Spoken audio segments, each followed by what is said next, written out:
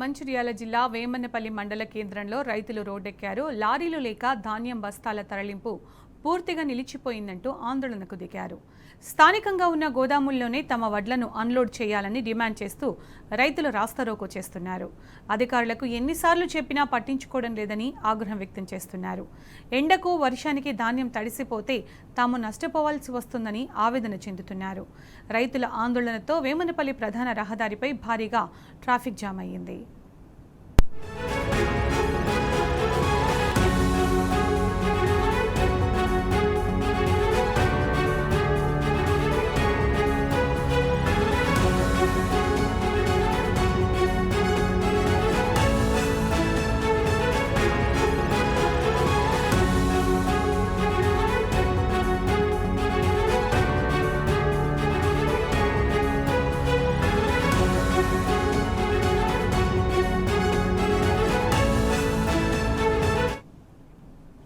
మంచిర్యాల జిల్లా వేమన్నపల్లి మండల కేంద్రంలో రైతులు రోడ్డెక్కారు. లారీలు లేక ధాన్యం బస్తాల తరలింపు పూర్తిగా నిలిచిపోయిందంటూ ఆందోళనకు దిగారు. స్థానికంగా ఉన్న గోదాముల్లోనే తమ వడ్లను అన్లోడ్ చేయాలని డిమాండ్ చేస్తూ రైతులు రాస్తారోకో నిర్వహిస్తున్నారు. ఇక దీనికి సంబంధించిన పూర్తి సమాచారం మా ప్రతినిధి ఉమేష్ అందిస్తారు. ఉమేష్, రాష్ట్రంలో ఎక్కడ చూసినా రైతుల పరిస్థితి ఇలాగే ఉంది. పండించిన పంటని ఐకేపీ సెంటర్లకు తీసుకొచ్చినా కూడా కొనే నాథుడు లేకుండా పోయాడని ప్రస్తుతం అక్కడ సిచ్యుయేషన్ ఏంటి ఉమేష్? మంచిర్యాల జిల్లా వేమన్పల్లి మండల కేంద్రంలో రైతులు రాస్తారోకో నిర్వహించారు. నిత్యం మంచిర్యాల జిల్లాతో పాటు అటు కుమరంభీం జిల్లాలో కూడా ఏదైతే ధాన్యం కొనుగోలుకు సంబంధించి నిత్యం ఏదో ఒక చోట కూడా రైతులు ఆందోళన చేపడుతున్నారు, రాస్తారోకలు చేపడుతున్నారు. మరోవైపు అటు ఏదైతే చేతికొచ్చిన పంటను ధాన్యం కొనుగోలు కేంద్రాలకు తీసుకొచ్చిన తర్వాత కొనుగోలుకు సంబంధించి తూకాలకు సంబంధించి రైతులు ఆందోళన చేపట్టారు. అలాగే రోజుల తరబడి కూడా ధాన్యం కొనుగోలు కేంద్రాల్లో ధాన్యం ఉన్నప్పటికీ కూడా ఎక్కడ కూడా కొనుగోళ్లను వేగవంతం చేయకపోవడం, మరోవైపు వర్షాలతో కూడా రైతులు తీవ్ర ఇబ్బందులు పడ్డారు. మరోవైపు ధాన్యం కొనుగోలు కేంద్రాల్లో తూకం వేసినటువంటి ధాన్యం బస్తాలను కూడా తీసుకుపోవడానికి రోజుల తరబడి కూడా ఏదైతే లారీలు లేక రైతులు తీవ్ర ఇబ్బందులు పడుతున్నారు. తాజాగా ఏదైతే అటు వేమన్పల్లి మండల కేంద్రంలో ఉన్నటువంటి ధాన్యం కొనుగోలు కేంద్రానికి సంబంధించి వడ్లను ఏదైతే తీసుకువెళ్ళడానికి తూకం పూర్తయినటువంటి ధాన్యం బస్తాలను తీసుకువెళ్ళడానికి లారీలు ఏదైతే రాకపోవడంతో రైతులు రాస్తారోకో చేపట్టారు.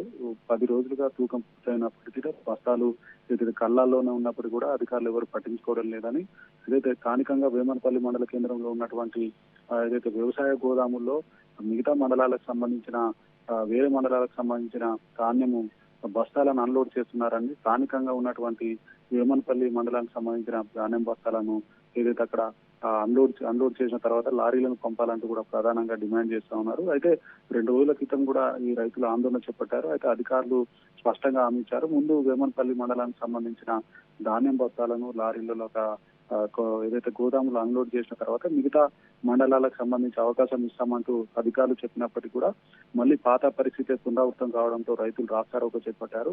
దీంతో భారీగా ట్రాఫిక్ జామ్ ఏర్పడింది. దీంతో పోలీసులు కూడా రంగప్రవేశం చేసి ఏదైతే రైతులకు నచ్చజెప్పినప్పుడు కూడా రైతులు ఏదైతే వినకుండా వెంటనే అధికారులు తమ ధాన్యం బస్తాలకు సంబంధించి నిబంధనల ప్రకారం 24 గంటల్లోగా తూకం వేసినటువంటి ధాన్యం బస్తాలను అక్కడి నుంచి లారీలో గోదాములకు కానీ మిల్లర్లకు కానీ తరలించాల్సి ఉన్నప్పటికీ కూడా నిబంధనలకు విరుద్ధంగా దాదాపు 10 రోజులు పూర్తయినా కూడా ధాన్యం బస్తాలను కొనుగోలు కేంద్రాలను ఉంచడం పట్ల కూడా రైతులు ఆవేదన వ్యక్తం చేస్తున్నారు. ఓవైపు ఎండనక ఏదైతే అధిక ఉష్ణోగ్రతలకు రైతులు పంటను కాపాడడానికి ఏదైతే బస్తాలను కూడా కాపాడుకోవడానికి అటు ధాన్యం కళ్ళాల్లో ధాన్యం కాపాడుకోవడానికి ఆహార్నిశలు కూడా ఇబ్బందులు పడతా ఉంటాయి. అధిక ఉష్ణోగ్రతలకు తోడు ఏదైతే అధికారులు పట్టించుకోవడం పట్ల కూడా రైతులు ఆవేదన వ్యక్తం చేస్తున్నారు. మరోవైపు గోదాముల వద్ద కూడా పరిస్థితి చాలా దారుణంగా ఉన్నది. హమాలీలు లేక కూడా ఏదైతే కిలోమీటర్ల కొద్ది కూడా అటు ట్రాక్టర్లతో పాటు లారీలు కూడా క్యూ కట్టాయి.